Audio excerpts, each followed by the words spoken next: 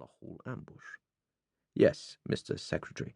We learned from an informer that 2 ASU teams from East Tyrone were planning an attack on the RUC police station at Loughgall, and that some of the men involved had been responsible for all 3 deaths.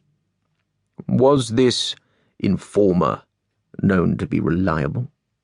Yes, Mr. Secretary, she was.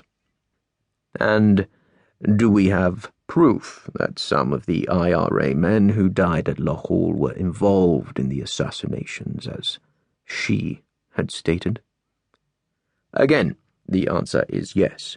Ballistics tests on the Heckler & Koch G3 assault rifles and FNCs used by the IRA men at Loughgall prove that some of them were the same as those used to kill the UDR man.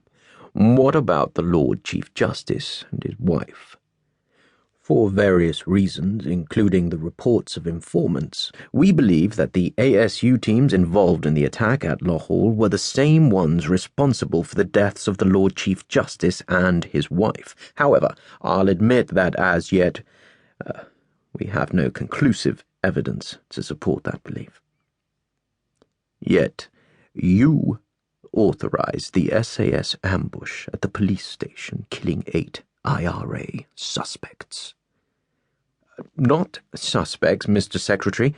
All of them were proven IRA activists, most with blood on their hands, so we had no doubts on that score. That being said, I should reiterate that we certainly knew that the 2 ASU team leaders, Jim Lenore and Patrick Kelly, were responsible for the death of the UDR man.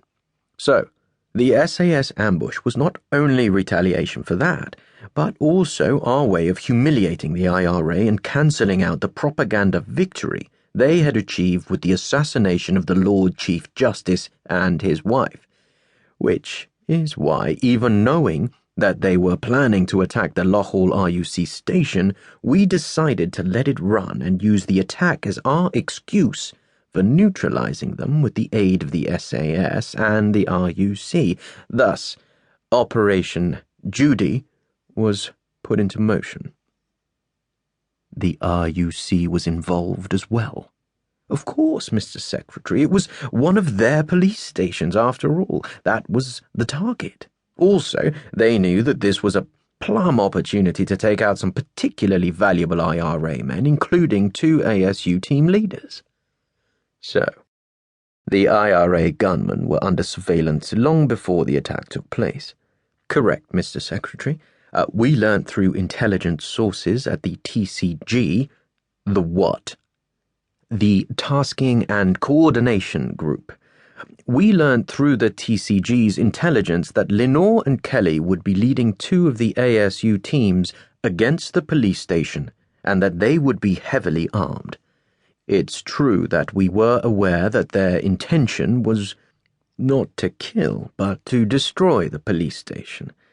They knew that it was normally closed and empty by that time, but given their general value to the IRA, as well as their direct involvement in the murder of the UDR man and suspected involvement in the assassination of the Lord Chief Justice and his wife, we couldn't let that consideration prevent us from grabbing this golden opportunity to get rid of them once and for all.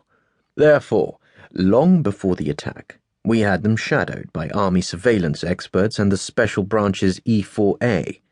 It was members of the latter who actually witnessed the ASU teams placing the 200-pound bomb in the bucket of the mechanical digger and then driving it to the Loughgall RUC station. We believe that what happened next was completely justified on our part. The man known to them all only as the Controller was one of the most senior officers in the SAS, rarely present at Stirling Lines, though often to be seen commuting between the SAS HQ at the Duke of York's barracks in Chelsea and this basement office in Whitehall. Up to this point, the Secretary had ignored him, but now, with a slight sly smile, he brought him into the conversation. As I recall, the Secretary said, there were certain contentious aspects to the Loughgall operation. Oh, really? The Controller